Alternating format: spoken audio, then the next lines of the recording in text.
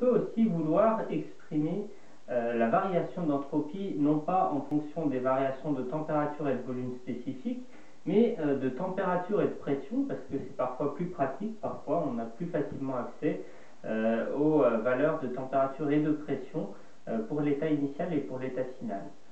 Donc on peut manipuler un petit peu ces différentes relations, toujours avec la loi des gaz parfaits, pour pouvoir faire apparaître la pression au lieu du volume spécifique. Dans ce cas-là, en utilisant la loi des gaz parfaits, on peut écrire que le volume spécifique est égal à RT sur P. Et donc si on veut exprimer aussi la différentielle du volume spécifique, dV, celle-ci sera égale à R sur P dt moins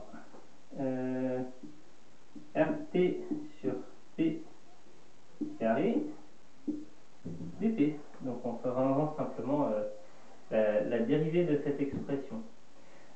Si maintenant on veut faire apparaître ce terme total, R multiplié par dV sur V, on obtient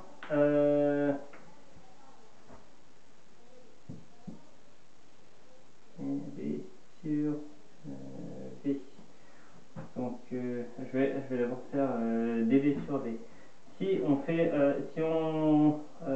écrit dV sur V, ça nous donne dt sur T moins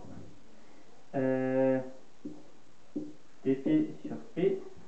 Et donc ce terme RdV sur T, ou plutôt maintenant on peut passer directement à l'expression complète, on peut écrire ds qui est égal à CV dt sur T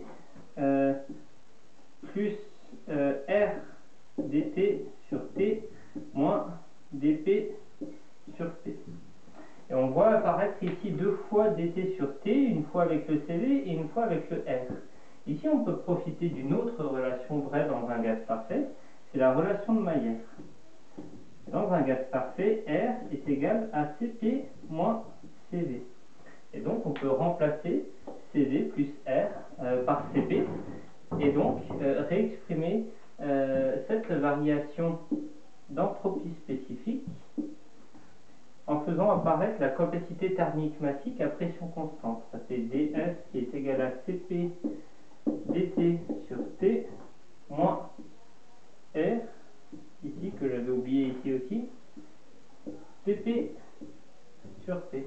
Et donc si on donne la valeur intégrale de cette expression entre un état initial A et un état final B, comme précédemment, on va faire apparaître un logarithme népérien en prenant en compte le fait qu'on est un gaz parfait idéal. Le Cp, le R sort de l'intégrale et ça nous donne Cp fois le logarithme de la température finale sur la température initiale moins R multiplié par le logarithme de la pression finale moins la pression initiale.